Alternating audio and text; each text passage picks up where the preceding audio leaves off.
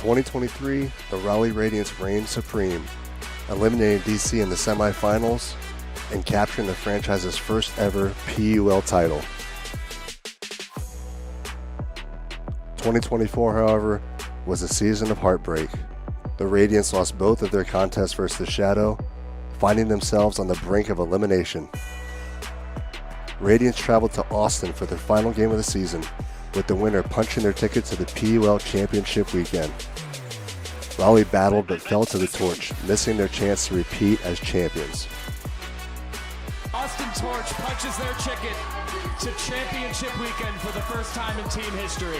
The Shadow are a perfect 3-0 in 2025, defeating Atlanta, LA, and Nashville in dominant fashion. The Radiance are 2-1, also besting LA on the road, defeating Atlanta at home, and losing by only a single goal on the road against the defending champion, New York Gridlock. Can the undefeated DC Shadow continue their dominance over the Radiance? Or will the Carolina Crew topple the Shadow on their way to another PUL title? It's the battle for the #1 spot in the PUL South. Live from the district, the DC Shadow versus the Raleigh Radiance. And it starts now. Welcome to the Premier Ultimate League's Game of the Week here in the nation's capital. The visiting Raleigh Radiance bring a 2-1 record against the hosting DC Shadow, undefeated Shadow. Theo Shapinski alongside Eliana Harnage. Eliana, what are we looking forward to from the DC side of things? Yeah, like you said, they're undefeated so far. They had 3 very decisive wins in the past week. They're looking really strong. I'm looking forward to seeing them have a really intense game and stay disciplined with their reset systems, even if their lead isn't quite the same as it may have been in their last couple games. I also wanted to shout out Claire Trope. This is her first game of the season so far, and with Claire and Cami Groom on the field tonight, Shadow will have 2 World Game players representing, which is very exciting. Not something that a whole lot of teams can say. And from the Raleigh side of things, again, bringing a 2-1 record, close loss against New York earlier this season, but they know that the winner of this game most likely takes the South Division crown, and that's the mentality that they're bringing into it tonight. So with that being said, we'll take a look at some key players for tonight's game. Yeah, I'm so excited to talk about Claire France. She is such a solid player. She's so fun to watch. She's very consistent, and she plays with a lot of joy. She travels here from Kansas City and never wastes a moment on the field. She's fabulous to watch if you're looking for someone to study who's always in the right space, never crowding, and sets herself and her team up for success. That's Claire France right there. So we take a look at some of Claire France's highlights from this season.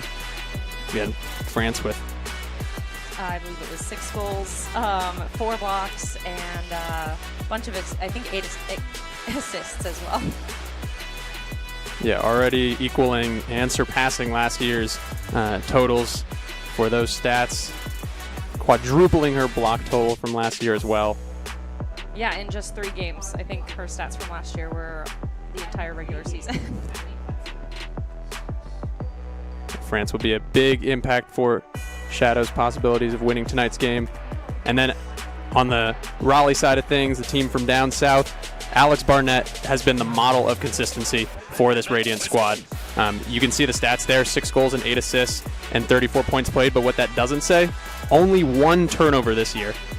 Barnett, one of the highest touch players for this Radiant squad, along with her fellow center handler, Audrey Lyman, and Barnett tied 7th in the PUL in assists, and again, the consistency, just having the 1 turnover on the year in the 2 games that she has played really has given a lot towards the success of this Radiant squad. So look for Barnett to kind of be one of the driving forces in Radiance's chances of pulling off a road win tonight. Yeah, cannot be overstated how clean that stat line is. Yeah, so we're looking at the keys to the game. I think Shadow on offense, they're looking to maybe take advantage of their patient handler movement. As long as they get to the red zone and keep their patience, I think they're going to fare very well. They just got to get there. And then for defense, they're going to look to respect the Raleigh depth, look to make adjustments. And I think they have their key matchups, as they were saying before the game, but they're really looking to lock everybody down because they know that Raleigh brings a lot of depth to the game. And then for Radiance offense, like we said, they have a lot of depth. They had a really impressive game against New York Gridlock, and I think a big part of their success was their ability to hit deep cutters and flow. It's not like last-minute hucks to the end zone. They're like planning it, they're looking for it, and there's a little bit of rain, a little bit of weather last time, so it'll be exciting with the dry weather here. I think that's one of their strengths, and so if they can find their deep cutters, they'll also do very well. And defense, I think they're going to bring a lot of different looks to the Shadow. As we take a look at the standings of the Premier Ultimate League South Division, again, we mentioned it at the top of the show, and we'll continue to mention it. These two were projected to be at the top of this division coming into the season, and they've proven that so far. Shadow dismantling all of the opponents put in front of them so far. Radiance doing the same for the South Division and dropping that lone interdivisional game against New York. But again, the way the PUL works, 6-game season, the winner of this game is going to own the head-to-head and most likely will win the South Division and take that 1 seed into championship weekend if they can handle business against their competition for the rest of the year. Yeah.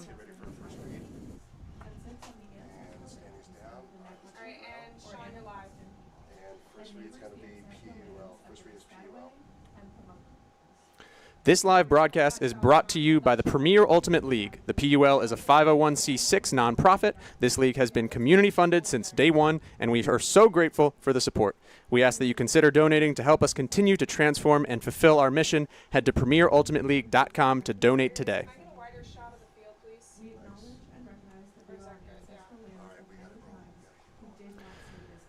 So just a few moments here from opening PUL.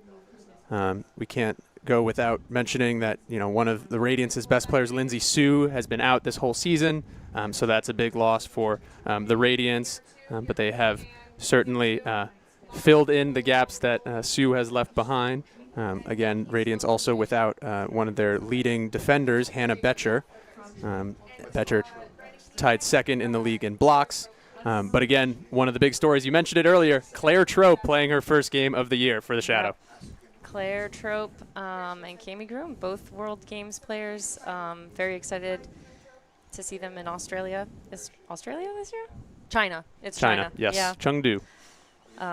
So yeah, very excited. Very cool. Yeah. Cami Groom was the team leader in goals last year. Has only played the one home game against Atlanta. Again, focusing on the World Games is definitely a priority for those few that get the chance to be on such a team, as we see the opening disc flip.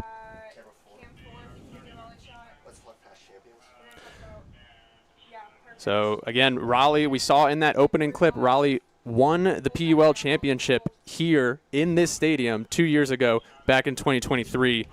So will that past success on this field kind of fuel them into tonight? Again, the Revolution, the Dynasty winning 2 of those first few years. And then last year, of course, the Gridlock winning and the Radiance falling, unfortunately, shy of championship weekend. But a name that you do not see on that list of past champions is the DC Shadow, and they're looking to change that this year, right, Eliana? Yeah, they are. They've been gunning for it for the past 5 years. They want it really bad.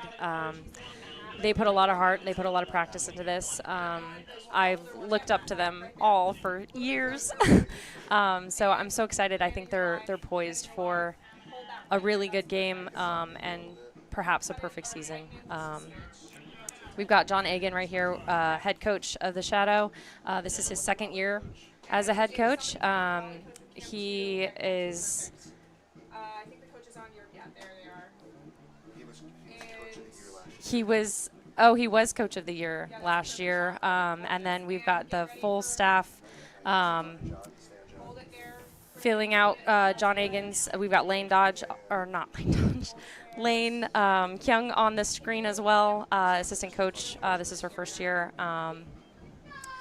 So yeah, we are just excited to see their legacy begin. And on the Raleigh side, Jenna Dahl, you see on the right side of your picture there, in her first year coaching this Raleigh squad. Again, we talked to Jenna and the rest of those Raleigh coaches before the game, and they're just really excited to be here. They, left early, gave them some time, stopped a little bit on the way, drove up in 2 vans. So, again, had a lot of people in those vans with each other, and they're just really excited for this game. They're all new to the Radiance coaching staff. You see Brett Matsuka, an assistant coach, very accomplished player in his own right as well. And 10 seconds till poll, guys. So you've got a great spot. And here we are, a few seconds away from the Premier Ultimate League's Game of the Week here in Week 7. Both these teams playing their 4th games of the year. Shadow looking to stay undefeated. The Radiance looking to pull ahead of the Shadow in the divisional standings. And to start it off will be the Radiance and Lyra Olson on the pull. And here we are live in the nation's capital here at Carlini Field. The Shadow will start on offense, and it's Sammy Smalling centering to Tyler Smith. Radiance looks like they ran down pretty quickly, covering that pull. Yeah, interesting to see the Radiance defensive strategies if they change against this Shadow team, as Tyler Smith now takes a shot deep, looking for Pendleton. Pendleton just stumbles a little bit and is unable to come up with that, and just like that, the Radiance with a break chance on the opening possession.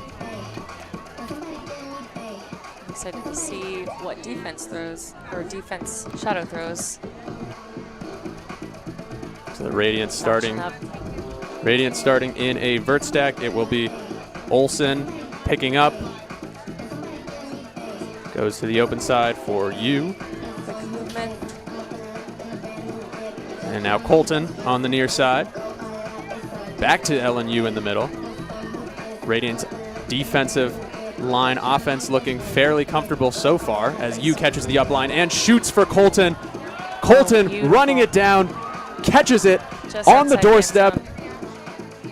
Colton trying to finish it off. High stall and dishes it into the end zone, and the Radiance break to start the game. That's very exciting. Very clean offense after getting the D. Looks like just some person matchup so far. Exciting for the game to start developing. What a statement by the Radiance. That's Meg Manning bringing in the opening goal. That's her 3rd goal of the season. And Colton catching that huck and dishing the assist. But as we take another look here, Colton with now her 3rd assist of the year. And what a statement here to start. Mentioned earlier, the Shadow have won 3 of their games by a combined 40 points. So not being challenged late in these games. But certainly this is going to be a big mind shift that the Shadow have to deal with. And what are they going to do to switch up their lines, things like that. We talked to their coaches, and so. Yeah, Shadow is famous for their even 3-line rotation. So again, if they can stay patient, if they can honor their reset systems, keep the disc off the sideline, attack the middle, find the red zone. They're great in the red zone. I think we'll see a lot of success, but we'll see how their rotation develops throughout the game. So here's maybe a hint. We have a completely different line for the Shadow, but the same result. A huck goes up. It's Peters shooting, and not the intended receiver, but Sorensen comes down with it. And now Sorensen unable to catch that goal from Groom, as both World Games players are on this line here. Here we are, patience in the red zone. Trope getting her first few touches of the year, and just like that, it's Trope to Groom for the goal. The World Games connection, and the Shadow even it up. I think they've played together before.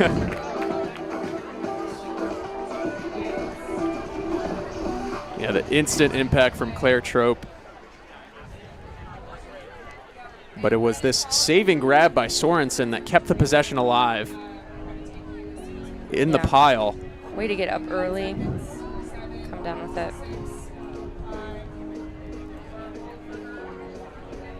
Beautiful balance by Trope on that assist. As now we are even at 1. Radiance getting a break to start the game, but the Shadow responding with a hold. And now we'll see if Shadow can take back their break. Yep, our first look at the Shadow defense. I want to call it a defensive line because we don't exactly know what their rotations are, but you see the Radiance offense with the captain Caitlin Gross on the line. And here we are. Pull goes up from Jess Sourbeer. It's a roller. And a couple Radiance players stop it, but then finally Barnett with it in the middle, looking for Revere. Revere pumps the huck, and a little bit of contact. Doesn't look like a call was made. A little confusion, but we play on. And here is the captain. No call, you play on. Play till the whistle, except in Ultimate, where everyone sleeps. There may not be whistles sometimes. This is Lyman with the disc. Lyman to Revere. And now to Gross. And a pick is called that will halt play as the Radiance have pretty easily worked their way down into the red zone. Mm-hmm. No deeps just yet. Gross. Back to Revere. And up to Lyman. Lyman milks it about a yard out of the end zone and flips it in for Claire Bidigary Curtis. And the Radiance retake the lead. Yep, that was a nice clean hold. Good pressure from Shadow. I think it was just like pretty good, clean matchup D. But the Radiance are playing with some pace and playing very clean. And so far, the Radiance offense, both on their O-line and D-line, have looked fairly smooth. And the wind has died down a bit. The trees aren't blowing too much, so the conditions are fairly good for the throwers, maybe not for the defense. Yeah, wind makes certainly a big difference, and it was pretty windy earlier, but you're right. I wonder if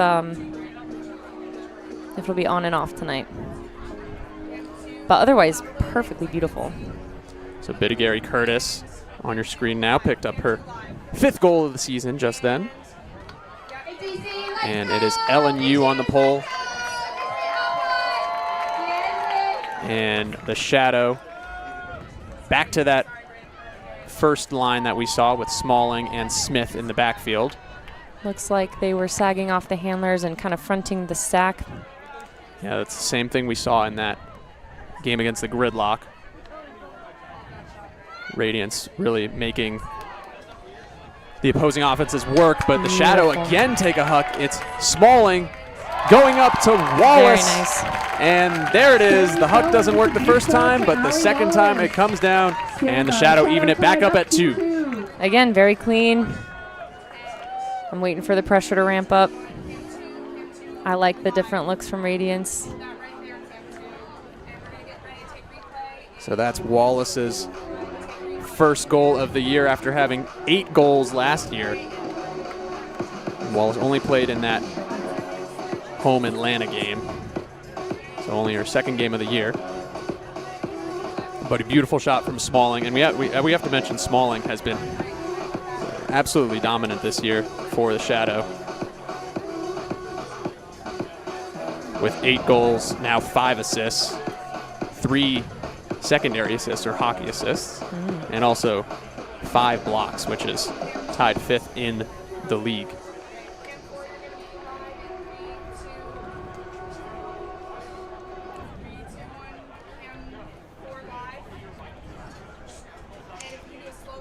And Shadow running down the pole on defense. Let's see if they'll throw a different look at Radiance. Marge getting down there with hustle. Marge Walker. Yep, Shadow putting on a flick force here. Romero Pena on the mark, and that huck goes up. Sorensen in the area, battling with Hoffman, and Sorensen wins that battle. Good body positioning there. That's the second time Sorensen has won a An air battle. First coming down with the contested huck, and that time getting the block. Peters low backhand, and it's a turnover. Radiance now with a chance to hold again. As Barnett, the rock of this offense, works with Lyman and Jenny Way. Those three building a lot of chemistry on this in this Radiance backfield this year. Inside flick to Barnett. Goes back to Way. Far side to Revere. And good defense from the Shadow forces them back. And now Revere contested catch right on the sideline. And a nice move there, and the Radiance get the hold after trading turnovers. Really good, slow and steady from the Radiance. They had 3 people out, and the rest of the cutters were in the back of the stack, back of the end zone. Just kind of let their players play on the stage. Yeah, very good hold. Dirty, but good. Absolutely. Sorensen getting the block there, but the Radiance punching it home. Hoffman getting the goal, her 8th of the season. One of the leaders in that category for the Radiance,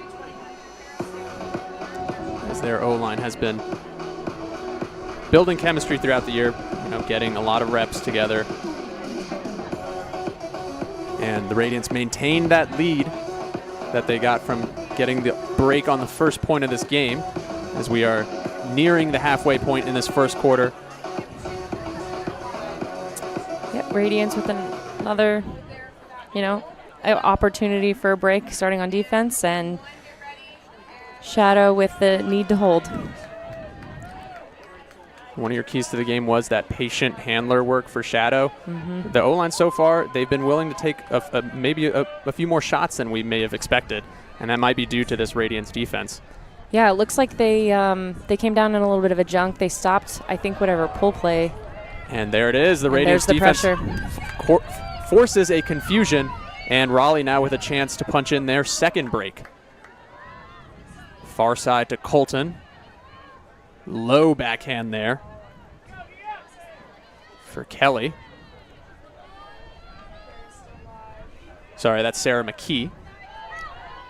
And now Rydell over to Colton. Colton again looking for that flick. This time hits Rippey. Rippey the lefty. Over to McKee. More patient offense by this they could do this D-line, all day. and it looks like a timeout is called by head coach Jenna Dahl. You can see the green towel tossed on the field, signaling that timeout call.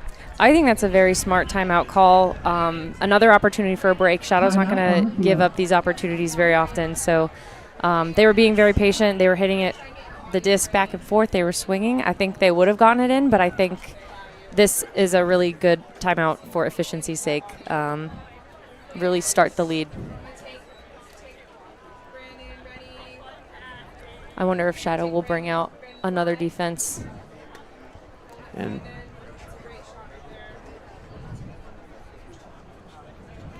I'm going to take a look inside the Raleigh huddle.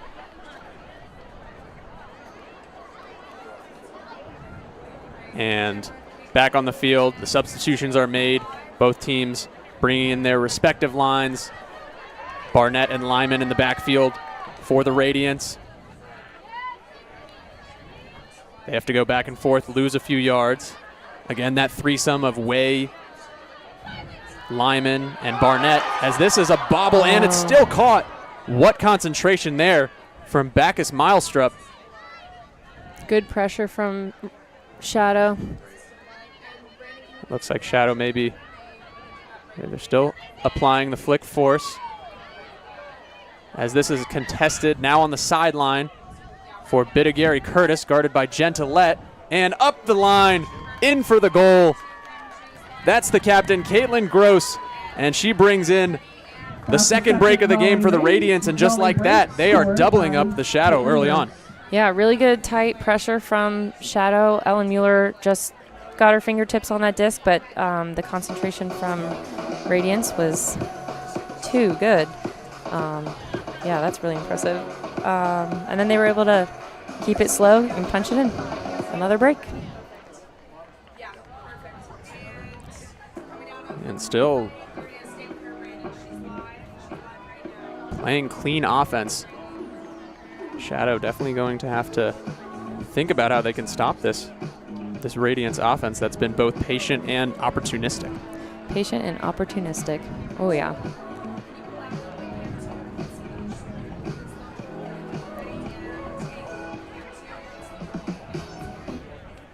So 5:35 left in the first quarter, just past the halfway mark. And it's the Radiance setting the early tone here in the nation's capital.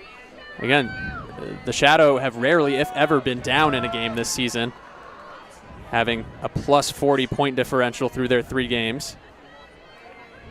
As this will be the line with Groom and Trope headlining, as this is near side. And looks like Trope got confused on what the sideline was and actually just caught that one out of bounds. An unforced error there by the Shadow. Oh, and a quick, deep shot. Quick, deep up, looking for Colton. Colton reads it well, and another break for the Radiance. That's a great box out from Colton to make sure March didn't have a play on that disc. By Raleigh Radiance.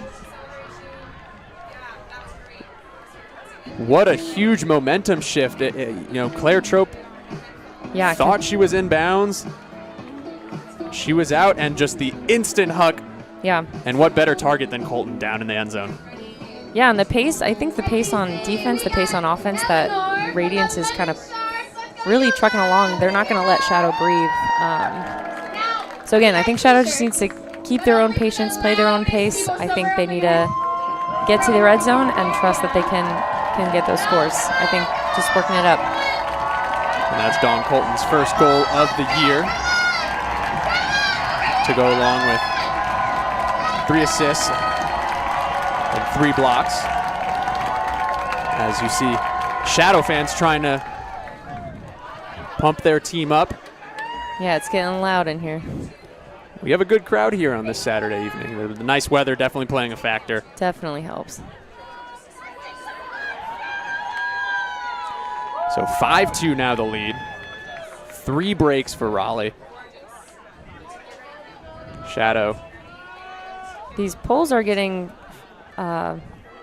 pretty far. Tyler Smith. Pendleton made a deep cut, but a little too far for the shot from Tyler Smith. As this is Flores. Flores had 7 assists in last week's game against Nashville. I think Radiance is doing a good job messing up any pull plays that Shadow may have had. We've had to see a lot of resets early on. And just this movement, which I think actually works for Shadow. Beautiful cut from Ritzman. Ritzman, lefty backhand up to Smalling, and that's a goal for the Shadow. Very awesome. They get a hold on the board, and now we'll try to cut into that Radiance lead, but now it's 5-3. Yep, now they have their opportunity to break starting on D, and Radiance has the need to hold. Yeah, this was a beautiful upline cut there from Ritzman, leaving her defender behind, and then... Ooh, that was captain to captain. Ritzman to Smalling. Love them.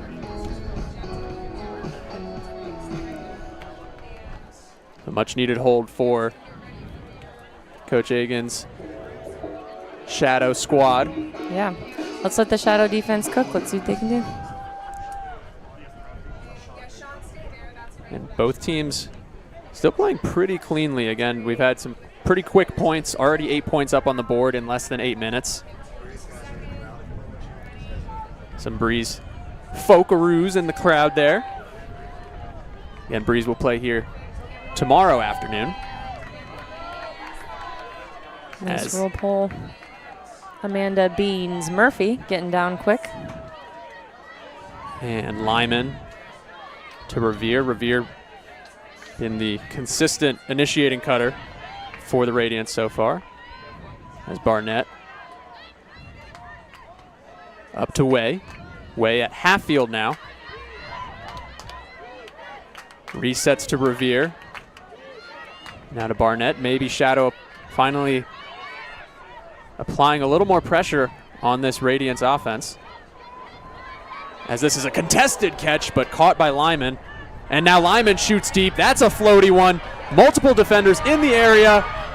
And oh my goodness, Jenny Way comes down with it over 2 Shadow defenders. Just a gentle roofing over 2 Shadow players. Let's hear it for our DC And Shadow. all Radiance here in the first quarter. Pretty good positioning there by Raider, Yeah.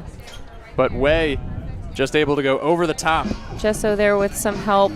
But yeah, that was an impressive catch. Went up at the right moment.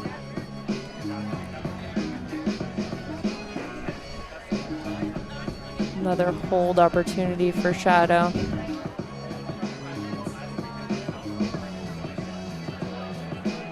We're down to 3 minutes, 27 seconds after that. Sky by Way to bring the Radiance lead back to 3. As the O-line takes the field again for the Shadow.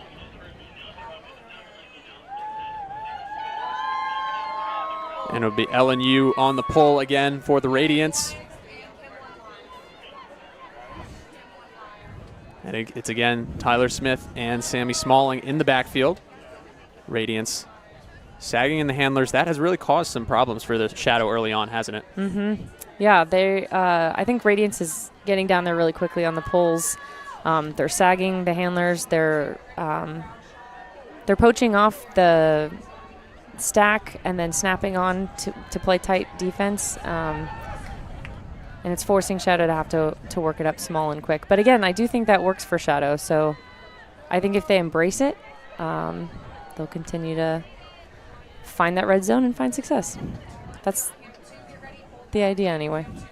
Yeah, both these teams, when we talked to their coaches earlier today, really preaching their depth Of each team. of both of them. Yeah, so we're definitely going to see that play a factor as we get further and further along in this game. A little bit of a pick call here. It'll come back to France, just past half field, right on the Cardinal logo. And we're at the Catholic University of America here in the nation's capital.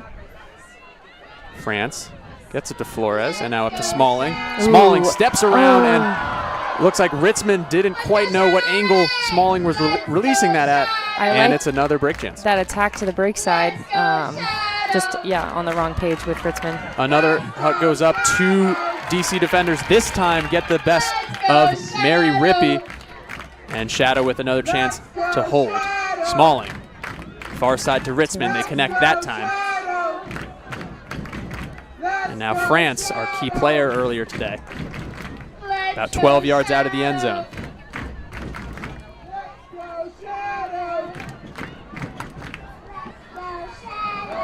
And a layout saving possession by Flores. Flores using a lot of fakes and getting the break throw off. So now France looking tight to Flores. Another tough catch. Feels like this is a big hold for the Shadow if they can get it, and it's denied. Another D for the Radiance. That's Mary Rippey, getting her 6th block of the game. That's top 5 in the league. 6th block of the season? Season. Season. Sorry. Pardon me. 6 blocks in a game. That would be quite impressive. A girl can dream. So again, Radiance looking to punch in their 4th break of the day, and that might have been deflected on the mark, and it's completed, but then the next throw goes awry, and the Shadow, their 3rd chance to hold. Yeah, right there, France was helping deep, and I think caused some confusion and pressure, which may have resulted in the turn. And looks like we have a timeout called. Again, we're getting down to the end of this first quarter. Premier Ultimate League rules in the first, second, and third quarter. Once that clock hits 0, the team that has possession gets to finish that possession. Yep, another smart timeout, I think, close to the end zone. Ability to put your offense back on. You don't want to end this half 6-3. You want to end it 6-4. So if they can punch in this last score in the next 15, 18 seconds, whatever's out there. Smart timeout. Yeah, this feels like a big potential momentum shift again. If the Shadow can punch that in, cut the lead to 2, as we'll see if we can listen into the huddle here. Coach Maniloff and Norbom. Yeah, looks like he said, go score, go score, go score. Perfect. Yeah, so it looks like Shadow will come out in a slanted horizontal stack with the disc about 20 yards out of the end zone. Again, 18 seconds on the clock, but as long as the Shadow don't turn it over, they can maintain possession for however long they can. Likely going to see 2 front cutters cut off of each other, one to the open side, one to the break side. Yeah, it looks like no reset in the backfield. So. Give a lot of options. Maybe Ali Wallace will be available up the middle. And they go tight to Ritzman on the near sideline. Now get it slightly off to Smith. Smith Good finishes around. the job to Smalling. Keep attacking that break side. So last possession of the quarter. Clock hits 0. Shadow Radiance. just need to punch this in. And the hammer goes up. Nice over the top. And it's Flores bringing it in for the Shadow. And just like that, they get the crucial hold to end the period and cut the lead back to 2. Yep, and Radiance will start on O to begin the second quarter. So yeah, that was much needed. Fun over the head. I love a good scoober. Yeah, so it was a Smith inside shot setting up hammer from Marge Walker. Yes, of course, hammer. Not scoober. Or beverages. If you're over 21, you can get a Denizens Brew. So at the end of the first quarter, Radiance with the lead here in DC, 6-4.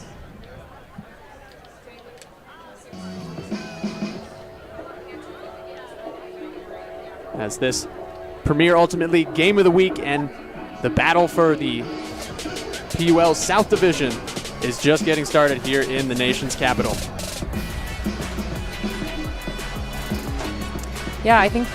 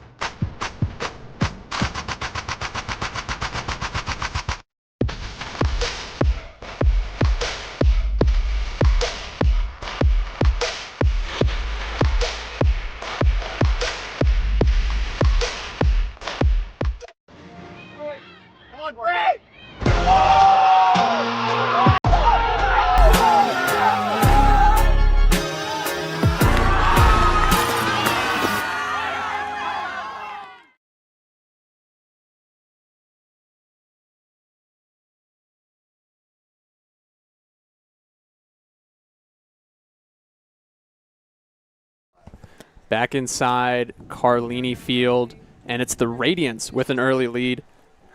Eliana, what have the Radiance done right? Why do they have this lead early here? Yeah, I think they're doing exactly what their game plan is. They're attacking the deep space inflow. That's what we saw them do against New York Gridlock, and they're doing it again here at Carlini in DC. I think their junk zones or junk sets that they're sending down, they're getting down really quickly on the pull. They're causing a lot of confusion, a lot of pressure against DC Shadow's offense. So yeah, that's a recipe for success, and that's a recipe for taking a lead and getting some breaks. And then what do you think this Shadow coaching staff is telling them, after this first quarter where they're down? What might they be saying to help them get back in the game? Yeah, I hope they're being encouraging and positive, focusing on what they're doing right, which again is a lot of times their patient handler movement. I think they're going to try to maybe look to attack the break side a little more. I think we had some miscommunications in that first quarter, so let's see if they can attack that and have some more connections there. Yeah, a couple miscommunications causing turnovers, and again, that one turnover where Claire Trope was unawares, unfortunately out of bounds. Out of bounds. But here we are starting the second quarter with the Radiance on offense. We're seeing again just some person matchup. Radiance swinging it so far in this game with relative ease, getting it side to side. As a low inside flick pops up, and it's Deed there. Good Jess pressure. O smacking that down, and the Shadow with a rare break chance to start the game. As this upline is too far for Raider, and right back to the Radiance with Bittigary Curtis.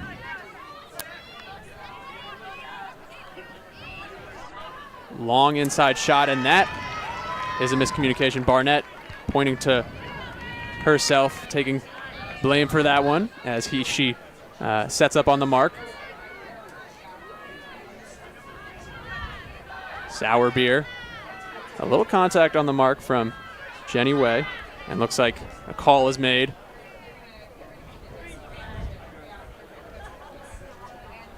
Looks like there was some bumping. Good conversation. Again, Premier Ultimate League using the observers. I would guess at the call.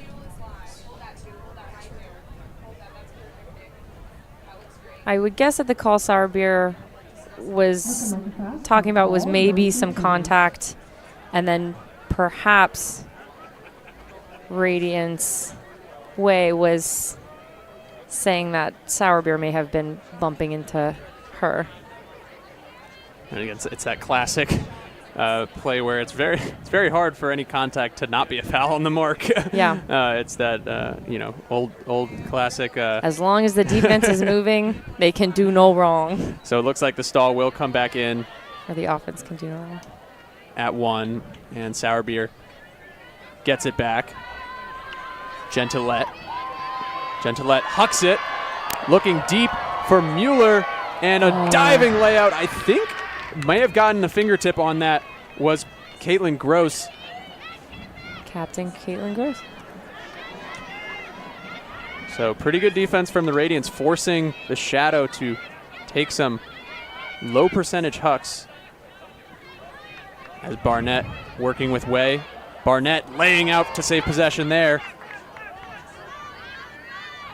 And now to Revere, working up this forced sideline. Bittigary Curtis steps around for the flick, looking for Way, and just a little too far. Great effort. Now the opening point of the second quarter, now almost 3 minutes long. The scores came pretty quickly in that first quarter, but already several turnovers. Amanda Murphy getting it to Jess O, and now Gentillette in a very similar spot to where she released that last huck. Gentillette has played every game for the Shadow in its history. As this huck goes up, looking for Amanda Murphy, using the body and brings it down just outside the end zone. Fantastic box out from Amanda And Baines she tosses it into the goal, and that's a Shadow break. That was awesome. Lizzie Laurie bringing in the dishy, and just like that, Shadow within 1. Within 1. Radiance has got a hold. Shadow gets another opportunity to break. Love coming out on defense. That was awesome. I think Gross got a fingertip to that. Don't know if Mueller had a play on it, but got to be sure of getting that D. Stats matter. Write that down. And Way got ever so close to that bit of Gary Curtis Huck. I like those deep shots. And that's such a good box out from Beans right there. Yeah, giving really up. Good. Just like field awareness to get out, get in front. And then the layout saving bid. And knew exactly where that disc was tailing. It was going back to the other side behind her. Just very smart play by the veteran Amanda Murphy. Y'all saw that catch, right? As the Shadow will be pulling after getting their first break of the game. Second quarter, but Great it's pull. already feeling like each one of these points matters as we get deeper into this marquee matchup. Yeah. The gas is on. High stall, hammer. Looks like Marge was out in the open side lane looking to clog things up. Now they look tight person. So Rippey coming over to the Radiance O-line. As the Shadow applying a lot of pressure here. Barnett having to work a lot just playing that nearly 4-minute point right before this.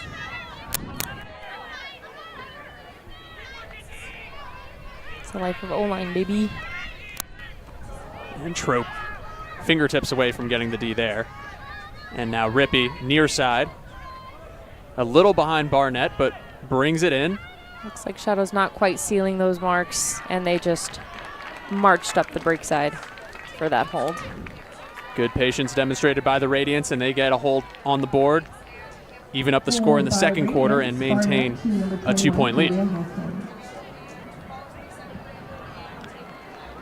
So it was Rippey crossing over to the O-line there and really giving them a lot of help, but it ended with a Barnett assist to add to her stats so far today and this season.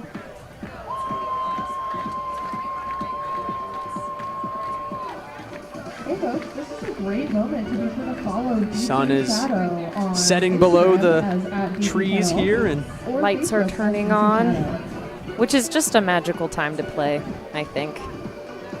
yeah, it's pretty beautiful. The clouds being lit up by the ever so setting sun. That was Doesn't look like wind has picked up at all from the beginning of the game, so I think we're playing in nearly perfect conditions. knock on wood. I'm rooting for a good ball game. Yeah, very good conditions. Putting throwing on display here as Shadow trying to get their first hold of the second quarter. They opened it with a break as Smith has the disc. A pick is called. Another somewhere downfield. Junk set from Radiance. Recipe for a pick, but they're trying to contain any pull plays. They're doing a good job. Looks like possibly a forced middle being applied by the Radiance, or at least more flat marks. But now Colton We're shifting the mark around. guarding Smith. That's a great matchup right there to watch. Tyler Smith played with the Radiance last year, so definitely a lot of familiarity as this low throw is gobbled in by Pendleton. Pendleton going far to Flores and just a little too far, and the Radiance now with a chance to regain their 3-point lead.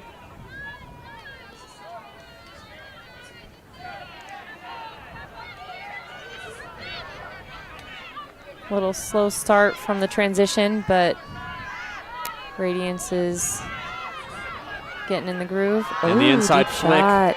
going up, and that is a beautiful throw.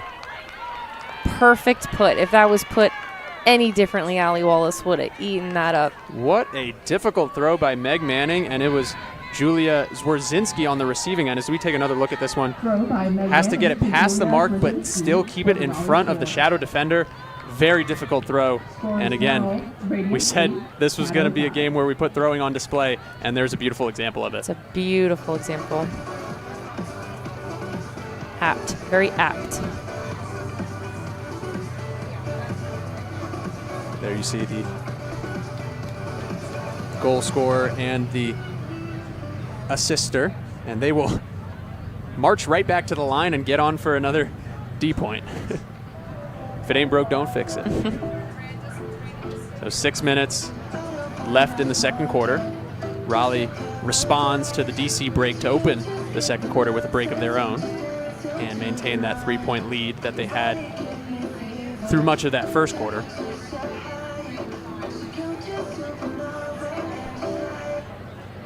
Beautiful shot of the Carlini field as we get ready for the Lyra Olsen pull.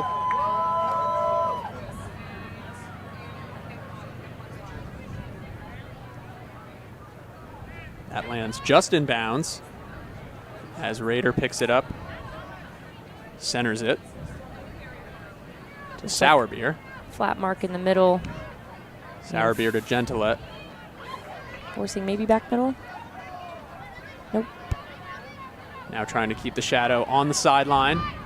High stall here for Amanda Murphy.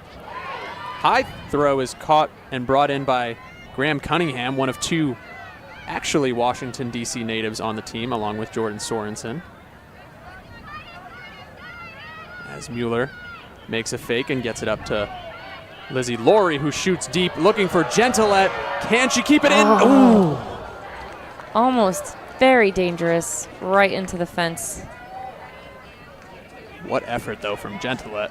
If the end zone was like 10 yards longer, though, that'd be Gentilette's hands. Even maybe 2 or 3 yards. Yeah. We need to take that fence down. But so far, it does look like Shadow is maintaining, for the most part, that 3 lines. We haven't seen many, if all, switches between the lines as a shot goes up from the Radiance, and they bring it down about 10 yards out from another break. Yep, we knew Radiance was going to look for those deep opportunities. Like that, they played with some pace during that transition. That's what opened that up for them. Baumgarten gets bumped on the mark and turns it over. Amanda Murphy has been the catalyst for the Shadow in a lot of these points. High throw brought down by Laurie. And now Amanda Murphy with it again. Nice. Better movement here from DC. They're attacking that break side. Break-ish side. Gentilette switching the field. Another high catch from Laurie. Makes it look so easy. Sourbeer just like that. Back to the other side. Gentilette with space. Mueller, high throw, and Gentilette brings it down. And what a celebration there. That's fantastic. That was Mueller with the assist. Gentilette with the score. Take this opportunity to shout out Ellen Mueller's mom, Susan Mueller, flying all the way over here from Denver, Colorado. This is the first pro game she's actually been able to see in person, and she's here in the stands, so we're very excited to have her. Yeah, I've loved that. Shout out to all the family and friends that support all the players of the Premier Ultimate League. Certainly couldn't do it without all of your support. All of the support is very... But especially Ellen Mueller's mom. Especially Susan. Nice catch from Gentilette there.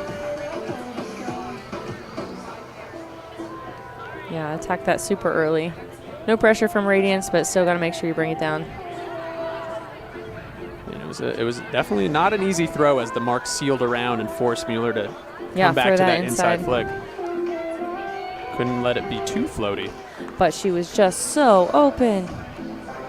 So 3:45 left in the first half. Radiance still leading 8-6. They haven't trailed at all this game. And DC playing their first game where they have trailed so far this season. And it will be one of Mueller's teammates, Kyver, teammates on Washington, D.C. Raleigh.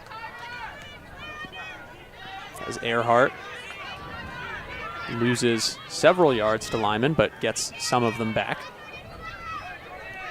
As a sneaky punch from Claire Trope, and a call is made. You could almost see Trope eyeing that one, and maybe was just baiting that. Milliseconds too late. We'll see if this goes to the observers what the ruling is. As you can see, Hagen,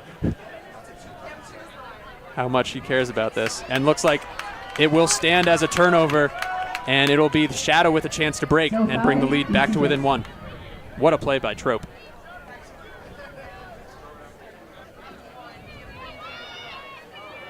Trope looking deep initially, but content to go down. As Peters. Shadow still with a timeout in this half, as this shot is up, looking for Trope and not able to stay in bounds. And that chance goes awry. Trope for was the Shadow. ready. Trope wanted the bookends. So down to 2 minutes left. You almost feel like if you're the Radiance, if you can prevent the Shadow from getting this break in and go into halftime with a multi-goal lead, you'll be pretty happy. As Way high throw is brought in by Revere. Revere over to Barnett. Barnett, a nice inside flick there to Gross. Both teams ratcheting up the defensive pressure here. Yeah, right on the tails. Every catch. Looks like, ooh. And there it is, Camby Groom, the other World Games player, gets a run through D here. Both just And Trope sneaking in. instantly picks it up, hucks it deep. That's over one Radiance player, but gets the D. I think that was Bacchus Milestrup. Sorensen was almost able to run by Bacchus Milestrup, who had to kind of shift her hips all the way around, but was able to get the D. Impressive play. Very impressive. So now under a minute left.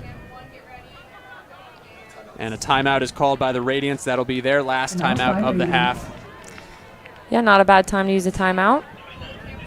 Your last timeout, 54 seconds, and it resets.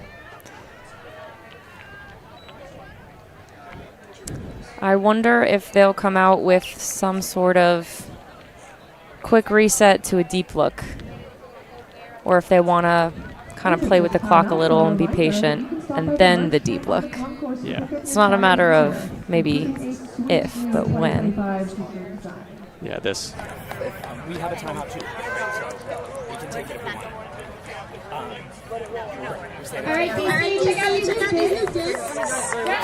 Yeah, and if DC puts a lot of pressure on right here, they'll get the opportunity to score. But again, if it's after the clock runs out, they will not get the opportunity to score. So they're highly motivated. Coach Hagen and Claire Trope in the huddle there for the Shadow. 55 seconds on the clock here in the second quarter. Looks like Shadow will keep the same line on the field, as will the Radiance, I believe. It'll be Barnett with the disc. I didn't count all 14, but they do look the same.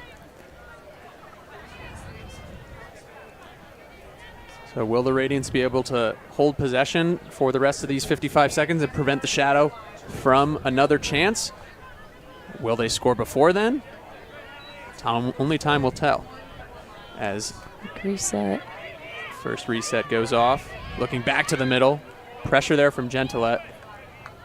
Good patience here. As Trope checks behind her shoulder. And then another run through D. This time it's Ritzman. And just like that, 30 seconds left. Shadow should get the last chance of this half. Again, it doesn't matter how long it takes as long as they keep possession. Throws all the And just like that. And now Radiance has that chance. What a momentum swing here. Now down to 12 seconds left. And this is where you really want to kind of run out that clock first and then take your shots, because you have unlimited time once it hits 0, except in the fourth quarter. And there it is, the clock hitting 0 now. So this will be the last possession of the first half. It will either be Raleigh 9-6 if they score or 8-6 if they turn it over. Either way, I'd feel like you'd be pretty happy if you're Coach Jenna Dahl, but you certainly want that extra goal. as DC is now just playing defense to prevent Raleigh from getting that extra point.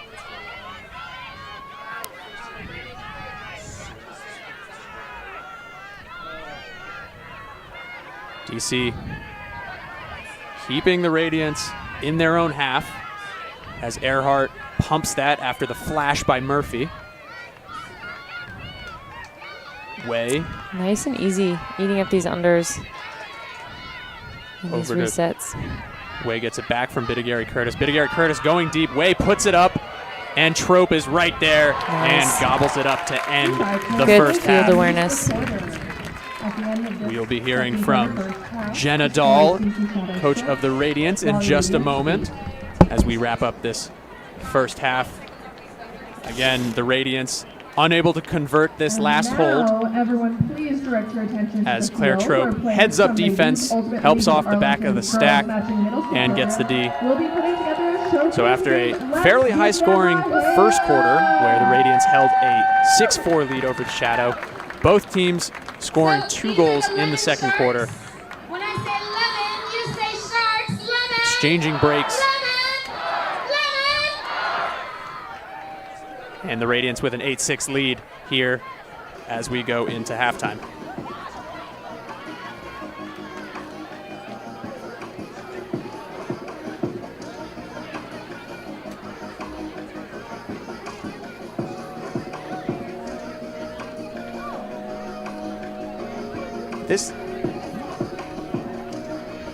This live broadcast of the Premier Ultimate League is brought to you by Breakmark Ultimate Apparel. Go to breakmark.com to place your next custom team order or check out the PUL Athlete Collab shops. The Discraft Ultrastar is the official disc of the Premier Ultimate League. Discraft, the world leader in disc sports.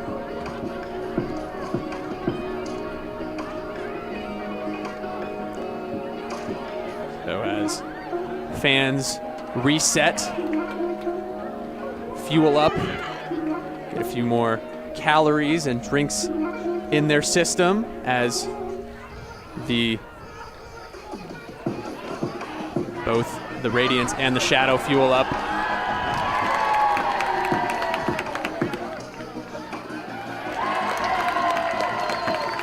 We will be right back with you in just a few moments. Radiance holding the 8-6 lead at halftime here in the nation's capital.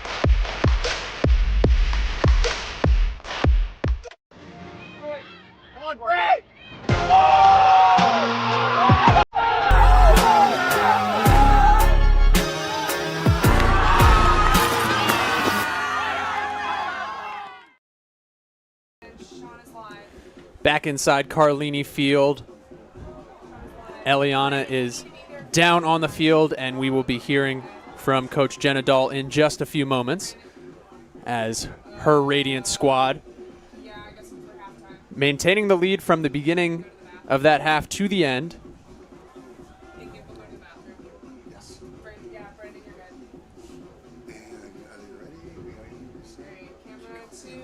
And getting prepared for that as the fans having fun here. Pretty packed stadium here at Carlini Field.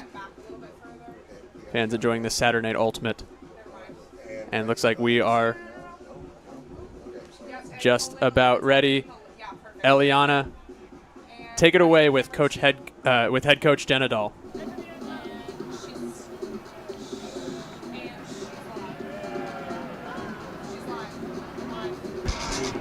Hey, I'm Eliana Harnage, and I'm here interviewing Jenna, the head coach of Raleigh Radiance. How are you feeling right now? I think really good. I think that as a first half is as good as you want it to go. I think we came out, played hard, got a break right away. but we know they're very capable of going on runs too. So it's basically, I think of it as like starting over for the second half. It's 0-0, and we got to prove it all over again. Awesome mentality. What are you most proud of Radiance right now for doing? I think just being dynamic, you know, when we got broken, we're able to pull over people from our D group onto the O line. We're able to move our O players over to the D line when we get breaks in a row. So I think just players within a point being dynamic enough to go backfield, upfield, wherever, and then being able to cross over lines is, you know, kind of a dream as a coach that you've got that much flexibility. Yeah, that versatility was something you mentioned before the game, so it's awesome to see it kind of play out. Are there any offensive adjustments, defensive adjustments you are looking to make in the second half? I think what DC has done well is they're creating a really great separation between our handlers and our cutters. You know, we're noticing our cutters are drifting because they're pushing us out, so I think that's what our O group is talking about right now. How do we stay connected between the two groups? And defensively, I mean, we're getting turns, so it's all about how we use our defensive offense and our timeouts strategically. So yeah, I was saying up in the booth the timeouts were like pretty spot on. So way to hold those opportunities. Yeah, anything else? Anybody you want to thank? Anybody who's watching? Just, you know, my family, all of our family and friends, and just all of our fans back home that are always supporting us. The Triangle Ultimate community. Definitely. Thank you so much. Good luck in the second half. Thank you so much. Yep.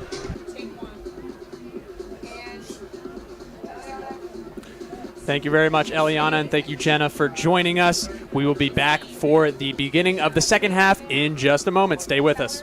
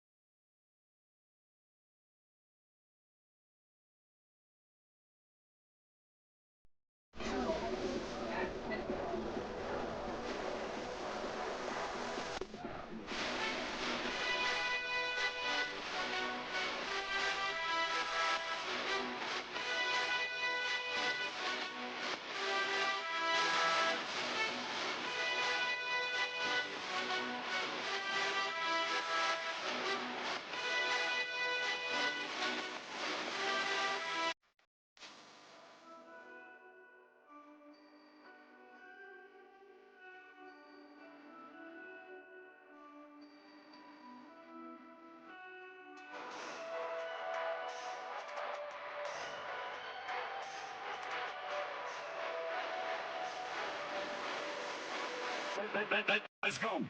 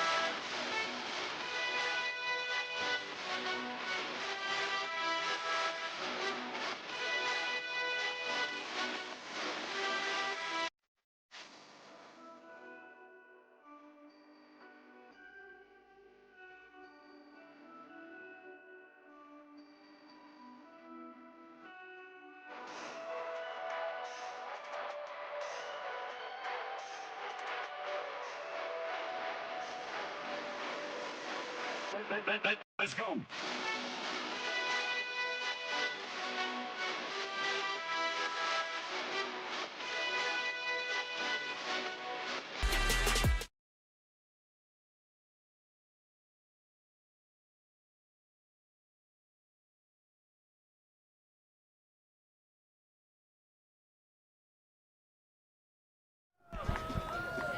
Hi again, this is Eliana Harnage down here with head coach of DC Shadow, John Egan. How are you doing tonight?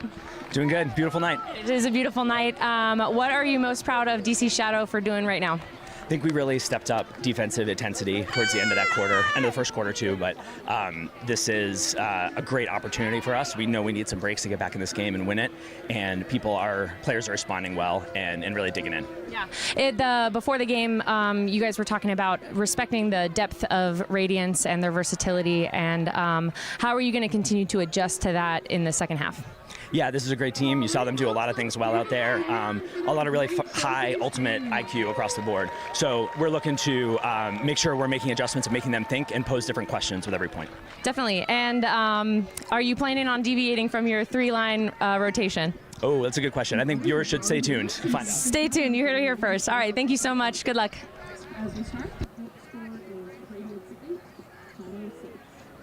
You, Coach Egan.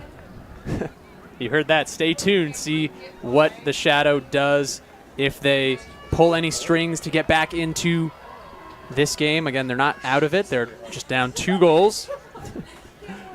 As the fans return to their seats, it will be the Radiance starting on defense here in the second half. And Brandon, get ready, and Brandon's live. Thanks, Brandon. Sorry about that. That was us. We fucked that up. So 24 minutes down, 24 minutes to go here at Carlini Field. A huge weekend in sports all around. Big weekends in the PUL, the WUL, the UFA, as well as the Preakness happening today, NCAA softball regionals. But our focus is right here as the Shadow and the Radiance battle for the PUL South Division. And it will start with the Shadow on offense here in the second half. Smith working with Flores. I gotta say, those half times go a lot slower when you're not running onto the field for interviews. As this huck goes up, looking for Kat Ritzman with time, backpedaling now on the doorstep, and the scooper goes up and brought in there. The Shadow hold to start the second half and are right back in it, down 1. A 1-point game, just like that. Nice hold, good deep shot. And do you like this patience here from Ritzman, not taking that quick dishy, but waiting for France to make a move there? Claire France, nice and patient. It's always one of those tricky positions after you catch a huck and you're right on the doorstep. Do you just try to punch it in real quick? Do you wait? I usually call timeout? I usually like to throw a turnover there, but Shadow's crushing it. So No. France with a goal and a block so far today. Adding to her stats. Shadow now with the opportunity to bring this to a tie game, and Radiance with the need to hold.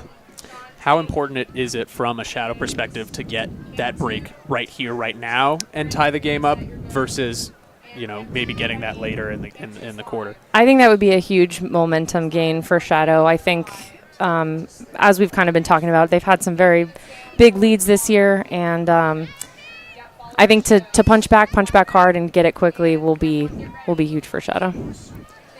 So here we are, first chance to break. Emily Kiver guarding Audrey Lyman. The Radiants were fairly clean through much of that first half, and that looks like it'll be a turnover. Wasn't sure about that catch, and now a call here. Looks like Hoffman might have hit that out of the hands of Lisa Dang.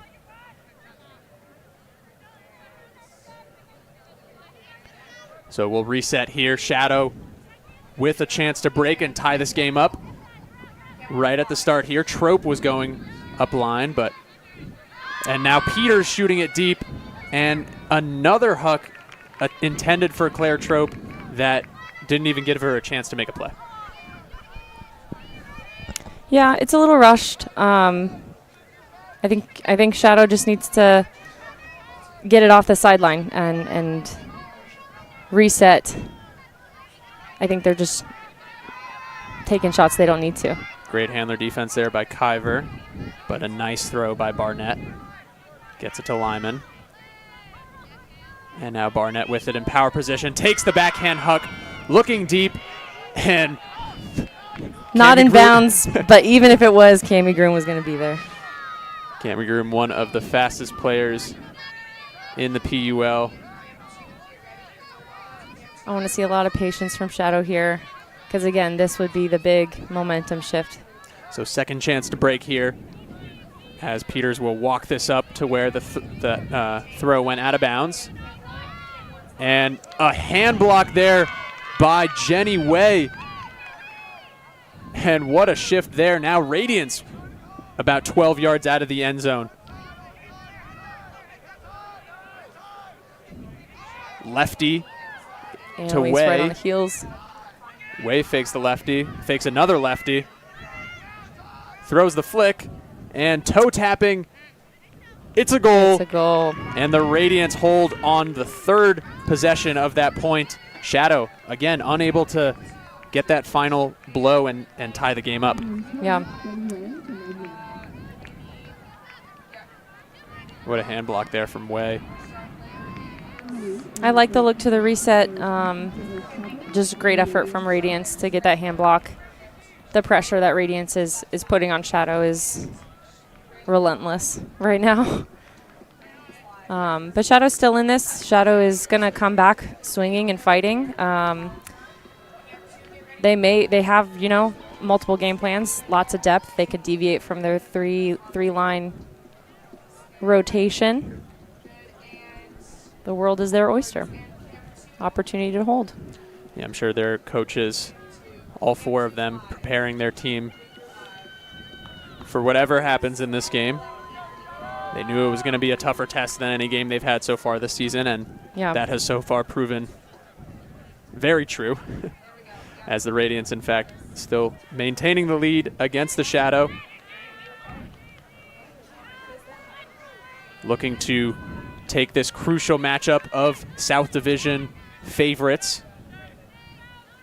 As Smith throws behind It's again France. That junk zone that's coming down. And quickly Colton goes up, and it's a drop there by the Radiance. Back to the Shadow here. Bailed out there. Flores to the middle for Smalling. Looking at the front of the stack for Wallace. Again, intensity. You can feel it ratcheting up. That was really good. They had multiple different options for the reset. Oh, I like that they attacked the break side. That one a little too hard to handle for Pendleton.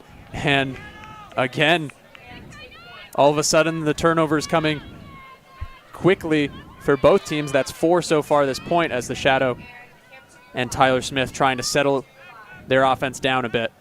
Yeah, it's constantly trying to find that balance of being aggressive and playing with patience and poise. And you can play rushed, and that's bad, but you want to play with pace, and it's just these two conflicting. Where do you find that? And I think both teams are struggling right now in this point.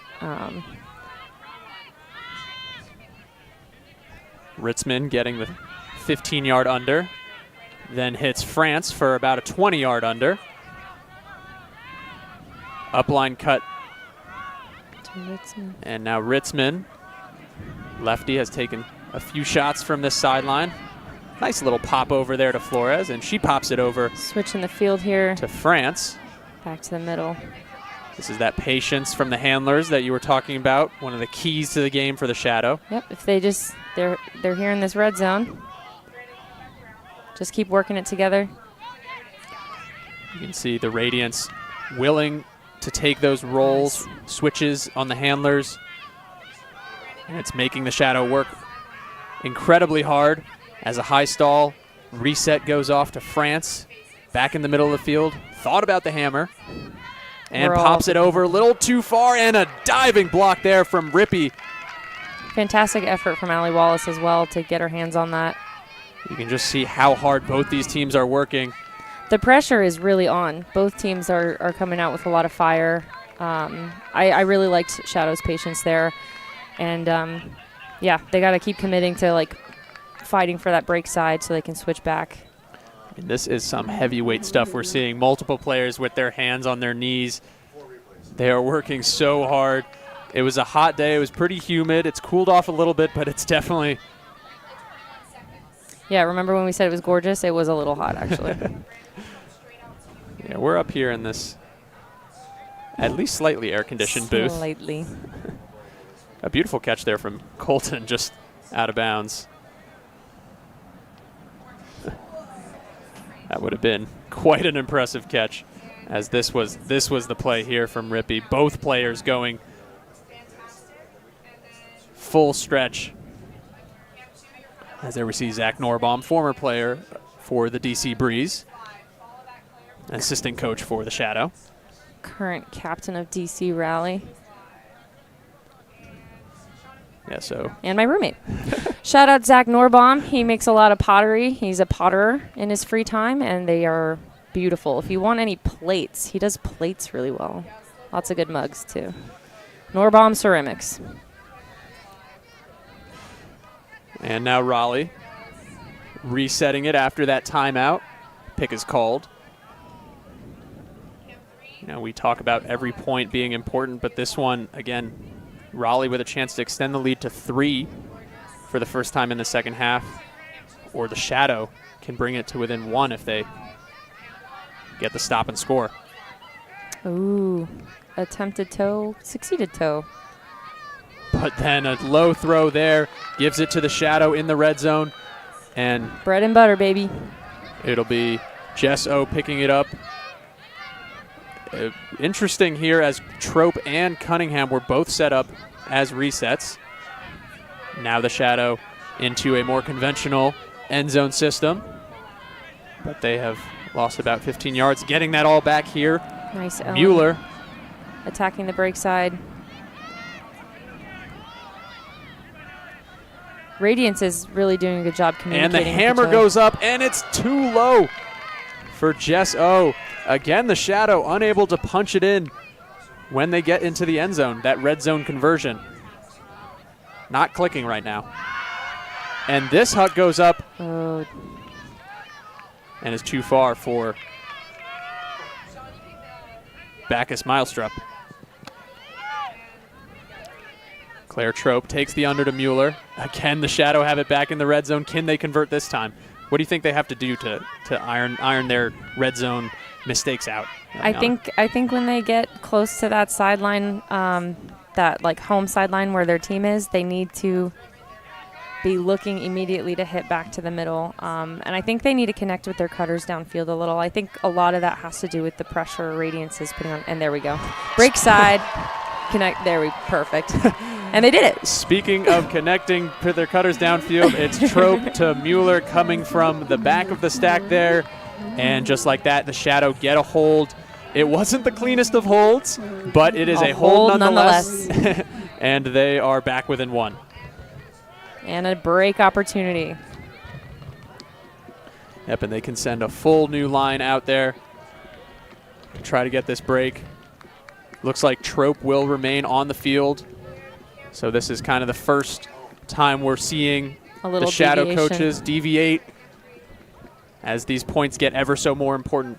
Yeah, I really do think that the Radiance defense was very impressive. They were switching a lot in the end zone. They were all looking at the field, talking to each other, causing a lot of confusion, causing a lot of rushing. But again, that Shadow patience, I do think that their red zone is some of the best in the league. So yeah, let's see if we can get another break. Yeah, the Shadow certainly have had their chances, but have been unable to get over that hump and tie this game. since it was 2-2.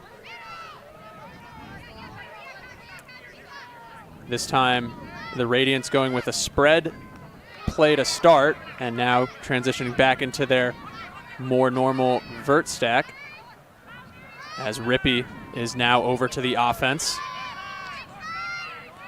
Up to Jenny Way. Way back to the captain, Caitlin Gross. Lots of good pressure. Sorensen on the mark. And now Romero Pena applying pressure for the Shadow. But that Lyman flick is into the end zone for Julia Hoffman. And one of the more clean holds for the Radiance we've seen so far this game. Definitely in this half. I think there were some nice good ones in the first half, but yeah, that was I think the first clean hold for either team in the second half. Yeah, it looks like Shadow, experimenting and trying that force middle or force opposite mark that we've seen some teams really stick to, and sometimes it can make it tough for the downfield players to react quickly, and the Radiance quickly took advantage of that. Quickly took advantage. I feel like the marks weren't sealing enough. There wasn't enough commitment to the force middle if that's what they were doing. So 10-8, Radiance. It's been trades to start the second half. Both teams scoring 2 goals. As we have 3:44 left in the third quarter here at Carlini Field.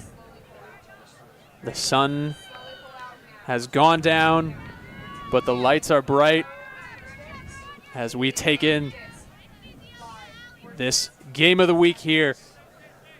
Shadow trying to put another hold in as Tyler Smith winds up and takes this deep shot, perfectly weighted.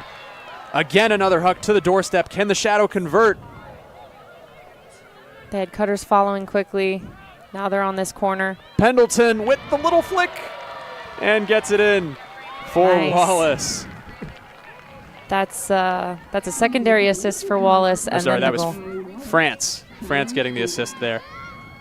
Oh, my girl France. Love her. Yeah, good patience here from France. And not an easy throw, the short range flick. Yeah. Yeah, not floaty. Right to the hands, right to the breadbasket. So the Shadow O-line doing what they need to do so far in this second half. Can the D-line get over that hump? Can they punch one in? Yeah. The fans certainly want them to. And again, I think this is just as important as the last one, but just like punching this in, getting it back to back, that break chance. I think any time, would be a good momentum shift. I think they have to believe, which I'm sure they do. So I want to see them come down real fast on this pull, and I want to see a lot of pressure. Pull goes up from Jess Sourbeer. It's a roller. It looks like it'll roll all the way, if not close to the sideline there, allowing the Shadow to set up their defense. Looks like they'll force the sideline. Looks like they're doing a little bit of a sag off that stack. Now they've snapped to their players. Yep, again, Rippey staying on the offense here in the second half. The lefty flick brought in there. And just like that, the Radiance into the red zone again. Rippey working. Continuing her cut, and Barnett puts it in there. The speedy Rippey races and catches that goal. Radiance 11, DC 9. Another clean hold, and they were just pushing that pace really quickly. DC was like a step behind.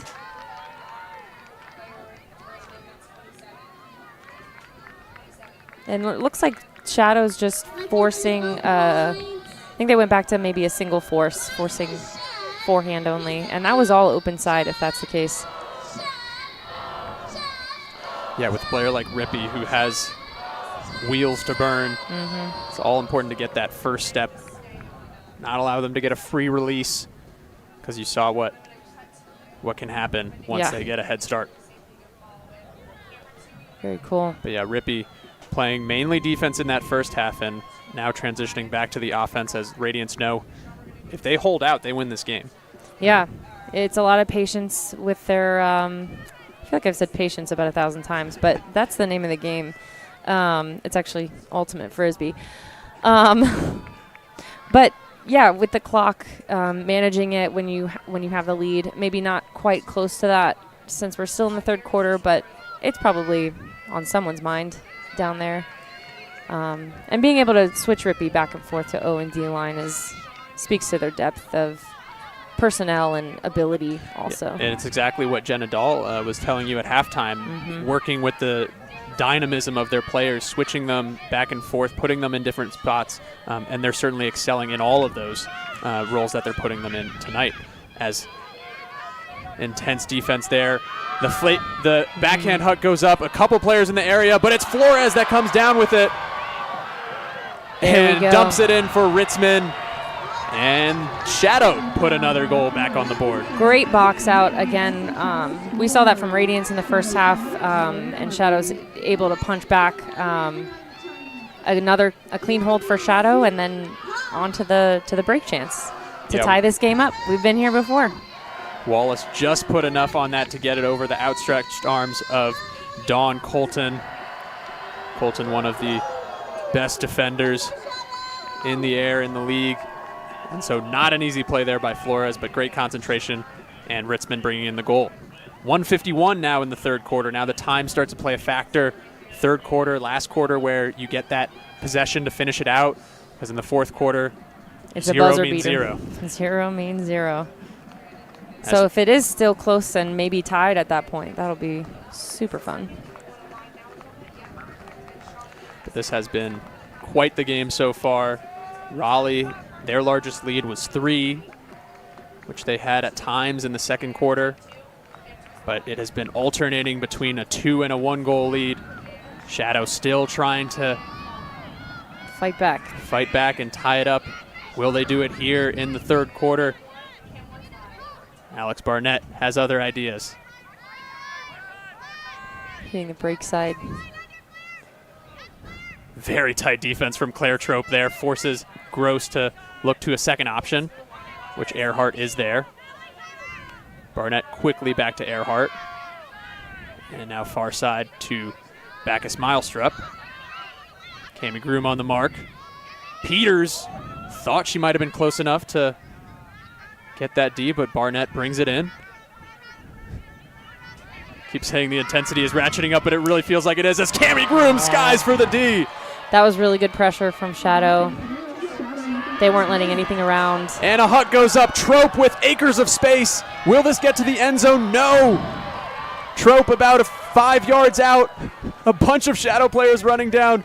Who will she throw it to? She tosses it up, looking for... And looks like a timeout might have been called before that throw was released. Oh my goodness, fans on their feet. And looks like a stall may have been called as well. No, okay, it looks like a timeout is the call. What a D by Cami Groom, making it look so easy. And that's like the whole team adding pressure to that. Super helpful. Yeah. Some people would call that a coverage sack. As here's John Agan. So it was the timeout. Yeah, so it will be Shadow disc, just about 5 yards out of the end zone with a break chance. Their favorite place to be. I guess their favorite place would be in the end zone. Second favorite.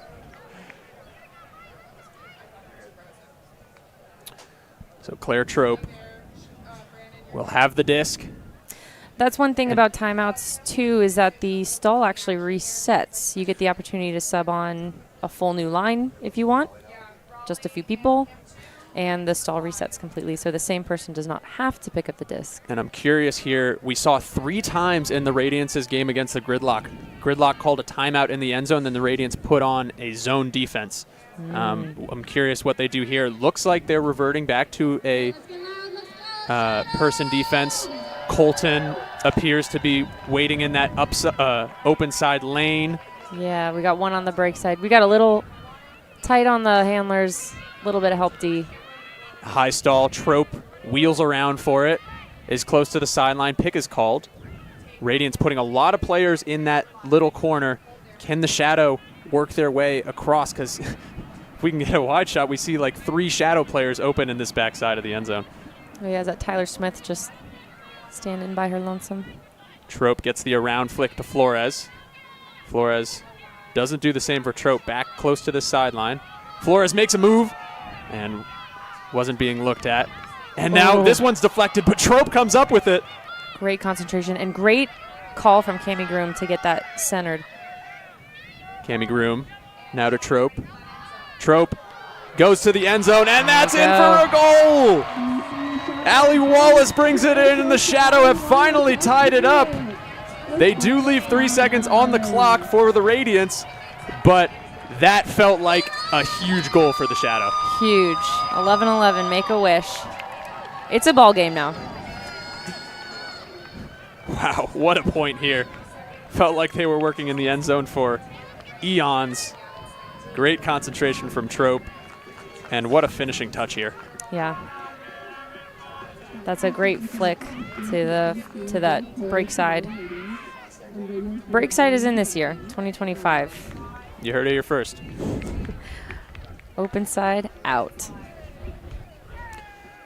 So just like that, 11 all. Allie Wallace been a huge factor today, an assist and 3 goals. 4 goal contributions. Has a beautiful shot here.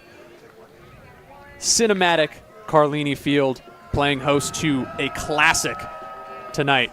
If Radiance drops the pole here, Shadow would get a chance. I'm not trying to jinx anything. So it'll be Shadow on the pole. Clock hits 0. This will be the last possession of the third quarter. Will we enter tied, or will the Radiance have the lead going into the third quarter? Yeah, Radiance or has fourth quarter. All the time in the world to score this. I'd be surprised if I saw. So Trope and Groom both still on the field for the Shadow. Caitlin Gross takes advantage of the Wallace poach. And now Way on the near side. Ritzman forces the around throw. Lyman now far side to Hoffman. Hoffman a few yards out, back to Lyman. Very good fill from that center stack. Way to know when to be active. And a pick was called. Gentilette got forced into the mark a little bit there. You can see we're coming in on 2. There's the Trope Barnett matchup. And this one into the end zone. Way comes down with it. And the Radiance. Nice and clean. That's beautiful. Go back and study that. That's beautiful. So all they had to do was maintain possession and punch it in, and they did just that. Beautiful cut here from Way. Coming into our picture. Ritzman unable to deter that throw as we head to the fourth quarter. Way capping that point off for the Radiance. 12-11 DC.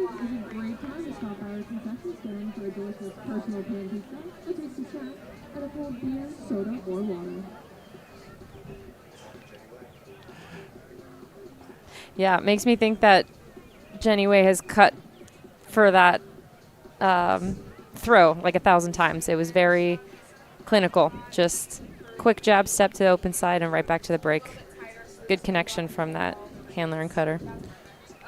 Yeah, and if you have that chemistry, all you need is a little sliver of space. And if the thrower puts it out there and knows where you're going, if you know it's coming, pretty unbeatable. So that's it for the third quarter. Raleigh heads into the fourth quarter with a 12-11 lead.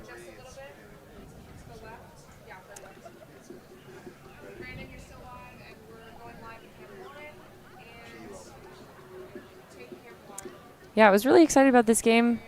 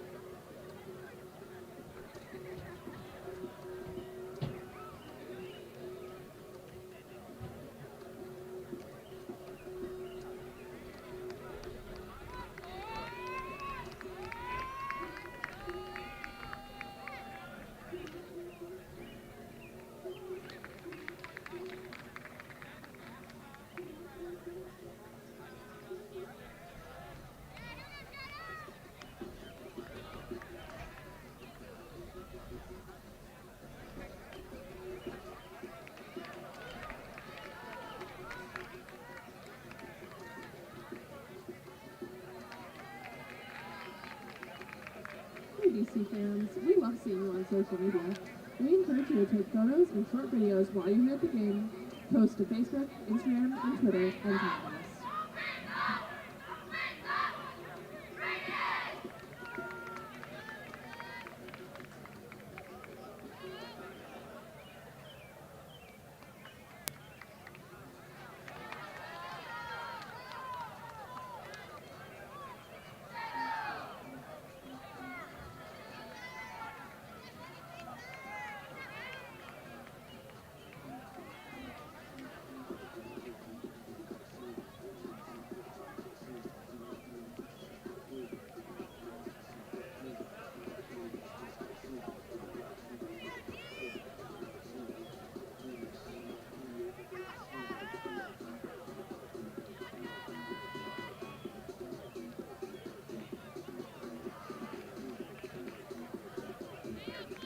And we'll be starting the fourth and last quarter with a DC Shadow PUL.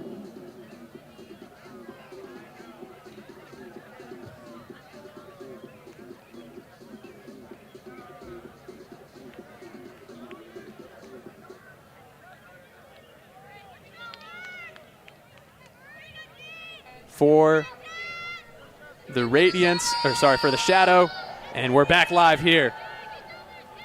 Yeah, I think Shadow's defensive pressure has actually been really good. I don't say actually to mean that it's surprising, but I do think that it has been really good pressure. So I think they should keep up their defensive pressure. And Gentillette comes out of nowhere and gets the block. I was just about to say Radiance worked it up super easily, and then it's Gentillette. You got to listen to me. I was just talking about their pressure. I don't have a commentator's curse. Famous last words. A long up line here for Jess O. Fakes the continue inside to Mueller. Shadow with a chance to break to start the fourth quarter. Keep attacking that break side. Oh, nice, Lizzie. Lori. Now back to Sour Beer. Been captaining this version of the Shadow, this line. It's Jess O. Now to Sour Beer. The one-handed catch and continue. Oh! Brings it in! That's bookends, baby. That's a break that they needed. Gentillette with the bookends here for the Shadow. And the huge layout to tie it up at 12. Wow. Fantastic effort. Good pressure from DC Shadow. Fantastic D right there. And then the chilliness on offense. Like that's what we're looking for. That's the red zone every time. They had, I think, gotten that opportunity on that open side from the previous break side threats. So the more you threaten, the more you open up for yourself. And what more fitting player to make a play like that than Ashley Gentillette, who has appeared in every DC Shadow game ever. I was actually just talking to her before the game, and she's Shadow till she dies. She is never going to stop playing. And we love to see that. What an inspiration. So just like that, Shadow get the break to tie it up at 12. And they retool with the line with Groom, Trope, Yeah, looks and like a bunch of others as Raleigh trying to retake the lead. Shadow trying to take their first lead of the game. And this is a D there by Tiara Romero Pena. Let's go. And just like that, Shadow, previously down 3 with a chance to take their first lead. Pick is called. Maybe giving the Shadow a chance to settle down. That was a great poach D from T. Right place, right time, looking at the field, looking at the disc. Apt, very apt. Cami Groom with it on the sideline. Goes around to Lisa Dang. She goes up to Trope. Trope guarded by Barnett. And looks like they switched that without Trope even throwing it. Groom doesn't get it from Dang, goes far side to Flores. I feel like some of those. And this one is into the end zone. And there This it is. is their first lead. Let's go, Shadow. It looked like they were faking or pump faking some of the open cuts to the open side. And so they were relentlessly pursuing that break side, and it was rewarding. Tiara Romero Pena reading that throw like a book, getting the D for the Shadow, and then it's punched in. A goal from Flores to Trope. With a little toe. All it takes is a little toe in the end zone. And you can see Claire Trope determined to get this win. Been First playing block. a lot of points in the second half for the Shadow. So proud of T. Okay, I'm going to buy her another boba. Her favorite drink. Thai boba. Our attendance tonight is 453 people. And we need all of you to get loud. Yeah, so now this is the opportunity to hold that Radiance needs to climb back, take their lead again. And this is an opportunity for another break, starting on D. Yes, it is. Shadow looking to snowball this. They've gotten back-to-back breaks. Looks like they poached a little in the lane. Weren't close for those resets, but they've snapped back on now. And Colton now crossing over to play offense. As this throw is behind her, and a D from Mueller, and Mueller takes off. Cunningham picks it up. Sure, Susan is so proud. Goes to Gentilette. Gentilette hucks it, looking for Lori. Lori comes down with it, and another Shadow break. Great box out from Lori. Good pace from Ellen to run really hard after that block, open up some space. She was an option under, but we didn't need it. We had Lori in the deep space. And what an impact Gentilette has been in this second half.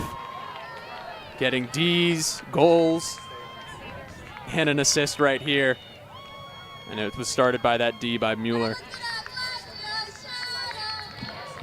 Beautiful defense. There was Ginny Rydell pursuing.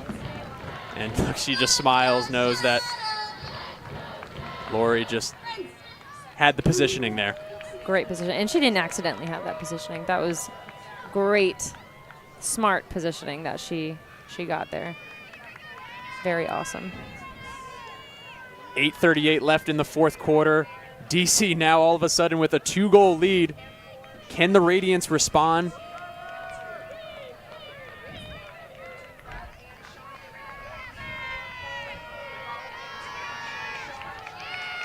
Marge Walker sends it deep. Caught the low pull. Get it moving quickly. It looks like the Radiance trying to play a little bit of a handler dominator to get some yards. They get it near half field and now start to connect with the Cutters with Bacchus Milestrup. Lyman now looking for Barnett. Puts it over the back shoulder and comes down with it over the outstretched arms of Emily Kiver. And Barnett tosses it into the goal for Karen Earhart. The Radiance stop the bleeding, but they'll still need a break to tie this one up. Yeah, fantastic clean hold. Very patient, very chilly. Very creative throw here from Lyman. Just over Emily Kiver. Kiver playing her first game of the year for the Shadow. Previously was dealing with a foot injury, so it's good to see her back on the field. Definitely. Such a huge asset on defense and offense. Very chilly player. I had the privilege to play with her 1 year of club, and then she decided to play mixed. Bless her heart. And now she's captaining Raleigh. She wants to thank Dr. Sanders for getting her back out here today. So thank you, Dr. Sanders. Thank you, Dr. Sanders. 13-14, Raleigh pulling down 1. Just under 8 minutes left. Sorry, 8:03 left in Just the fourth quarter. Over.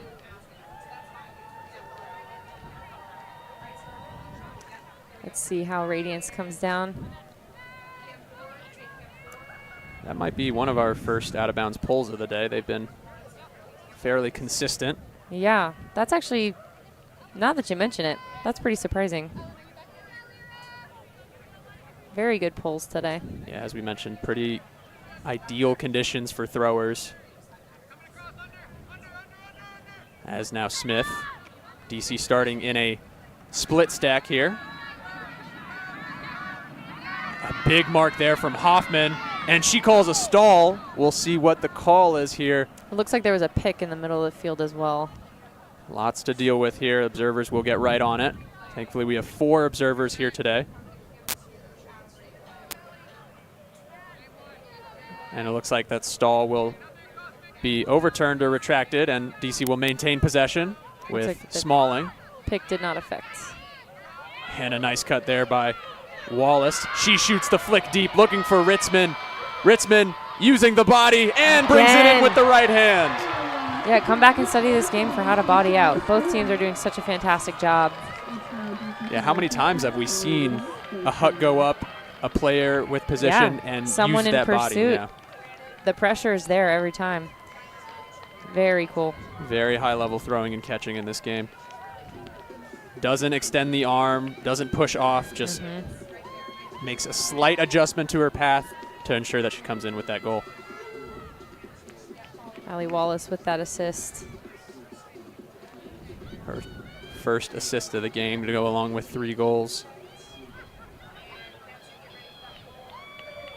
And DC regains the 2-goal lead, ticking down to 6:54 left in this game.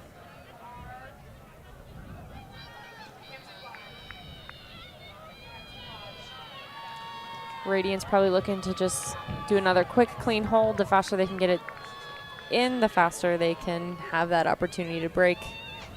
And this could go down to the wire. All they need is possession.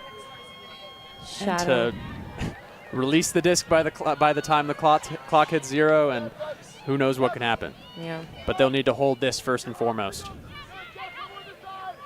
Rippey going deep, draws a couple, and that leaves a player open, but Graham Cunningham gets the poach block. Almost just right to Graham. I thought that it was a drop, but it was a D. Incredible. Gentilette shooting this one. Again. Perfectly weighted. What a catch! That's my friend. Go Lizzie Laurie. Flip it in reverse. Previously it was Laurie up to Gentilette. This time Gentilette to Laurie. And those two with the connection. DC with the break. They're up 3. Yep, biggest lead Shadows had. The tables have turned.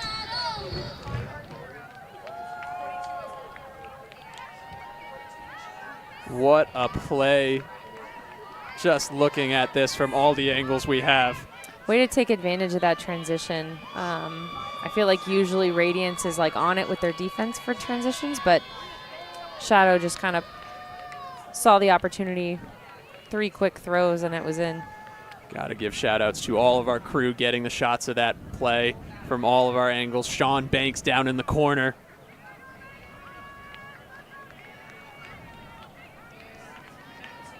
Getting all this beautiful looks, bringing you this matchup that has had all the twists and turns, and now it's all Shadow here in the fourth quarter. Yeah, and this is the discipline, the keys to the game. I think it's a long game, and if there's anywhere to have it, it's this fourth quarter. So Colton shooting deep and looking for Julia Zworzinski, but Sorensen is there, and Shadow again back on offense. good pressure. Radiance getting a little, more trigger happy as the time ticks down. They know they need to score and score quickly, but Shadow doing all they need to do. Trope up to Groom. Groom. They just came out of that corner would mean. And a timeout is called there. The way they got out of that corner was so textbook. They had, I believe, that diagonal start again. And when the first two looks didn't go off, they had Kyver very active, ready to go right up the line. Took advantage of that lull in the middle. They were able to get some real good yards there. And then when they started to stall, the timeout call comes from the sideline. That'll reset the stall count. They'll get some subs in, and the Shadow will try to put in another break of this fourth quarter. 5:30 left. That would be a huge lead. Not their biggest lead of the season so far, but big for this game.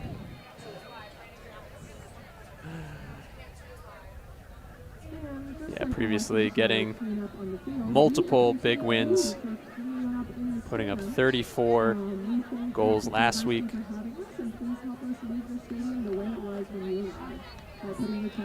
But right now, it's all about the Shadow. Can the Radiance stop this buzzsaw that has been absolutely cutting through in this fourth quarter? Buzzsaw, yeah, that's exactly what I was going to say. That's an ode to James Highsmith. James, if you're watching, the buzzsaw is out here in DC.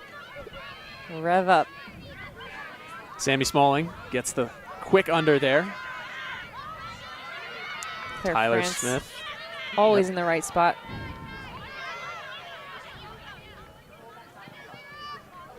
France now looks to the reset for Smith. If Shadow can punch this one in, you almost feel like it might be too tall of a mountain to surmount for the Radiance. They would never count themselves out, though. No, certainly not. We've seen crazier things happen. Great. Oh. But here it is, Colton with the run through D. Up to you. You shooting deep. Unguarded is Hoffman. Can she get there? Yes. Right outside the end zone. Now Colton in the middle. Colton sends it along. And that's Meg Manning pulling it in. Radiance back within 2 as she looks like she starts to cramp right after she caught that goal. I love that they were attacking the break side. Unfortunate throw into a defender there. And then Radiance just ready to punch back. A great fast break offense from Colton to you. And Meg Manning finishing it off.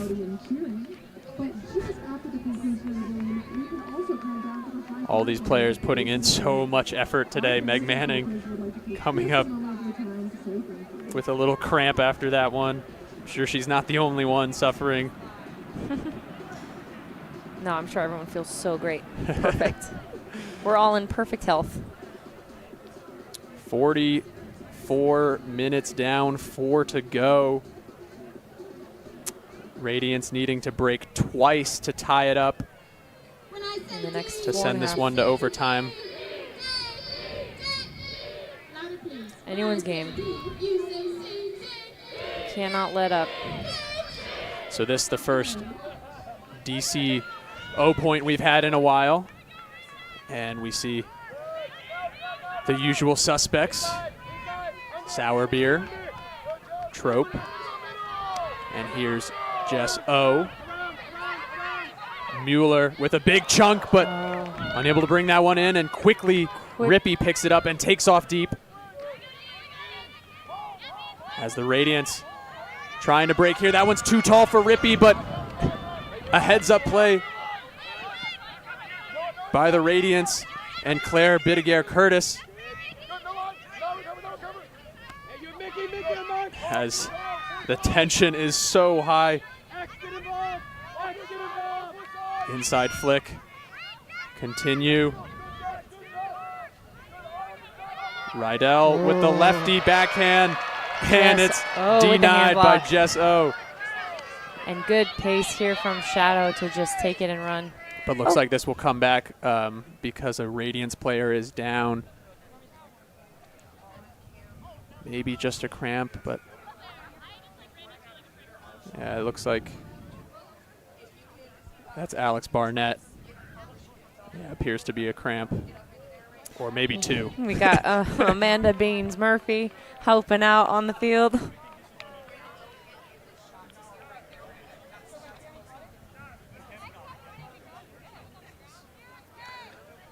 Athletic trainers out there to help Alex Barnett, who has done so much for this Radiance team all season and especially tonight. Definitely want her to be okay. And subbing off. yeah, so we'll be curious where this disc comes back, where the observers rule that injury happened, because DC was off and running. Yeah. So if it, and it didn't look like it was any kind of result of contact, just a cramp. So not sure when it was called. So you can see the observers telling Cami Groom that it was too much zoom.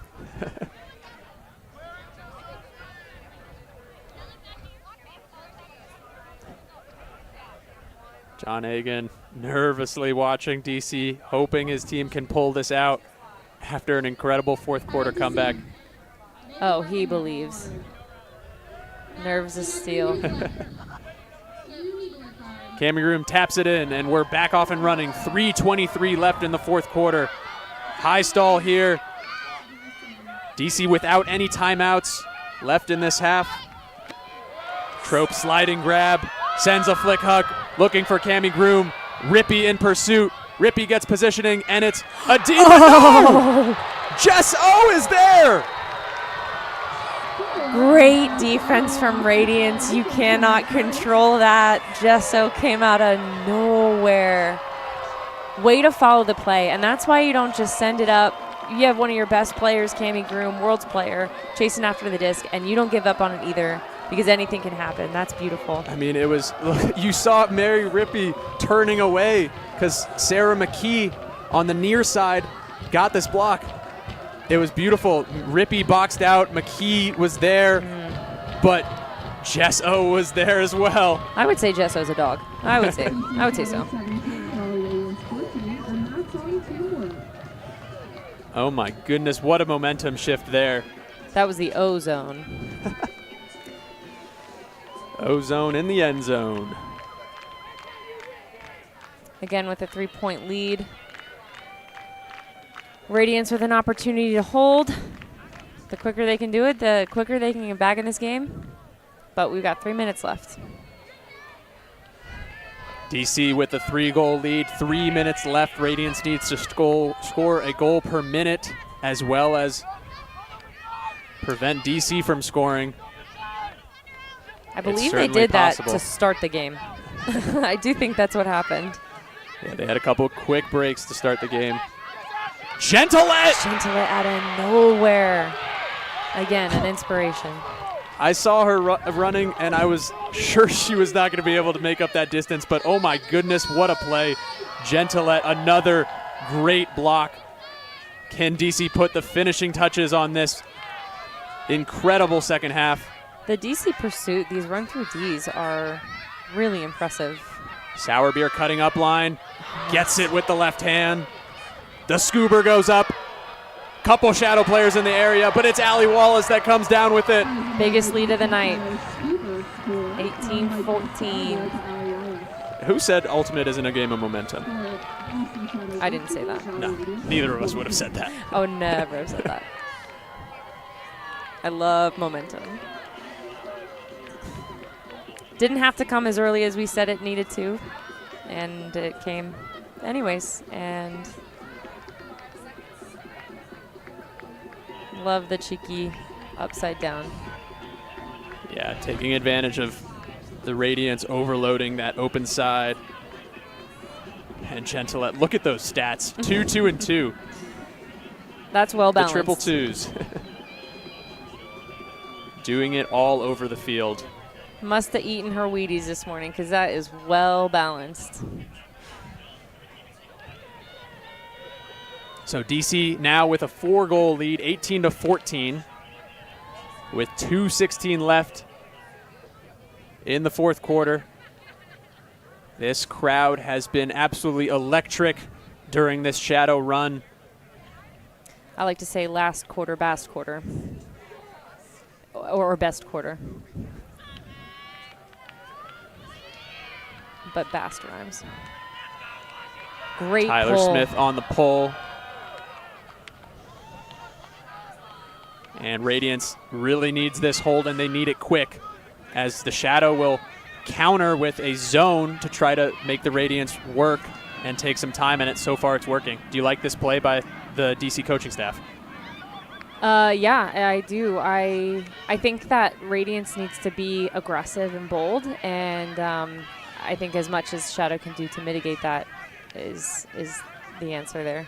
So far, Radiance working it up into the red zone. Will Shadow stay? Looks like they are transitioning to a person defense. Couple yards out, Bacchus Milestrup. Looking at a reset now, flips a lefty in, and it's brought in. Tyler Smith with some pressure there. Alex Barnett recovers from the previous cramping incident and brings in the goal. 1:25 now on the game clock.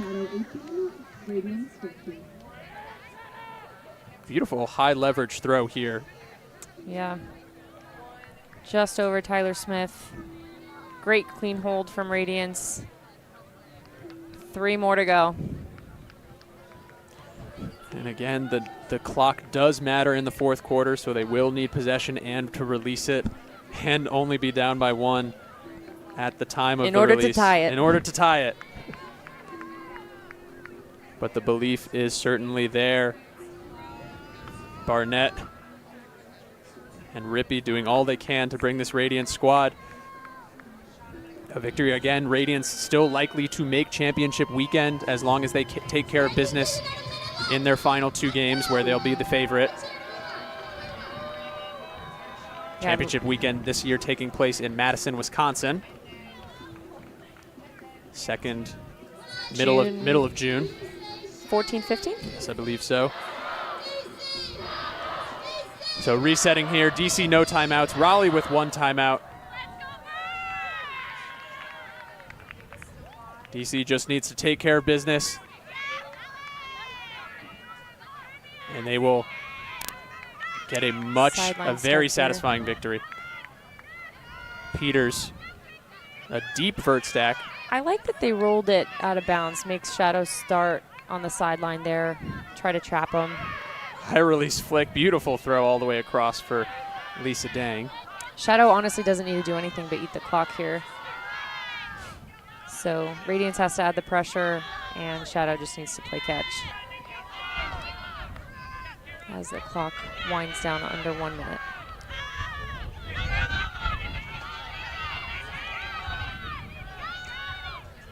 Shadow still working it here. Trope now with it. Content to just reset this one under 45 seconds now. Again, don't need to take any of these shots. Just need to play catch with their teammates. Lisa Dang now just looking backfield. Trope with the reset. A few more throws will do it for the Shadow. Trope's not even looking upfield. And this is that clock management that we don't see in the club game. Crowd is getting rowdy. Dang, back to Flores. to Dang. 7 seconds. That should do it. Dang will hold it for the final seconds, puts it up in the end zone for Peters, who comes down with it for the buzzer beater just to add one on top, icing on the cake. DC takes it by a score of 19-15. Incredible comeback from DC Shadow. Shout out to Paul Peters, Annalise Peters' brother, who's graduating from Capital Law School tomorrow. Very exciting way to end the game. Fantastic comeback. Yeah, what a game. And we are so excited that we brought this game to you guys all at home. Thank you for watching. We'll get an interview with the player of the game in just a moment, so don't go away just yet. But what a game. DC takes the win, 19-15. They were down for the majority of this game, down by as much as 3 in the second quarter. Brought it to within 2, brought it to within 1, finally tied it up late in the third quarter, and then the fourth quarter was all Shadow. Breaks galore. They take this one 19-15. The Shadow improved to 4-0 on the year. The Radiance fall to 2-2. Again, both those losses, close losses to New York and now DC, two of the title favorites. So would not be shocked if we see these teams match up again, or, you know, somewhere down the line. So we know they have a lot of history. As we now take a look at the updated standings, you see the Shadow improving to 4-0, putting their grip around the South Division. They have a 2-game lead over the Radiance, who are in second. The Radiance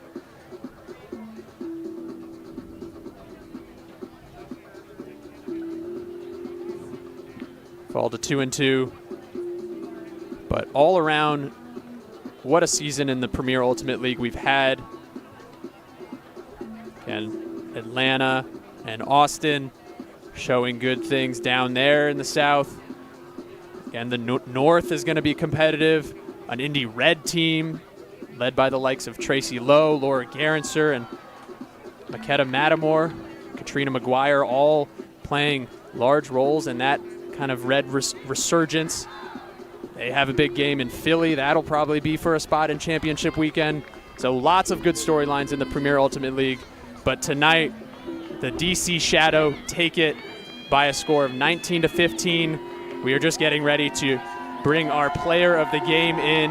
Eliana is down on the field with Ashley Gentilet, a fitting player of the game for us. And Eliana, take it away.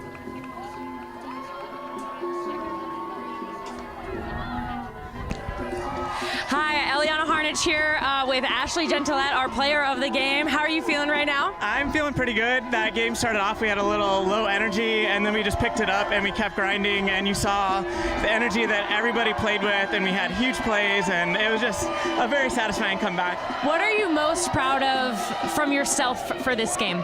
I came out of the game in the beginning feeling a bit iffy with my calf and not feeling great, and I pushed through it a bit, and I just feel like I picked it up in the last 3 quarters and had some huge plays and really got some energy in the team. So you did have some huge plays. I'm sure everyone was feeling that energy. What are you most proud of from the team today? I think we have not been down often. I think the last time we were down in a game was the finals last year against New York, and we were never able to get back into it. And today we were down, I think, 3 points in the first quarter, and we just clawed back. And we just showed a lot of resilience, and yeah, that's something that we can really build on going forward with this team. So definitely super exciting to watch. Anybody you want to shout out at home? Anybody watching? Anybody here? Like as a teammate or teammate, whoever's fan, whatever you want. I mean, obviously my wife, Heather Gentilette. She's amazing. She's always here, bringing a huge crowd of people to support us. But on the field, Allie Wallace, I feel like she was matching me 1-for-1 with hucks and amazing catches. And so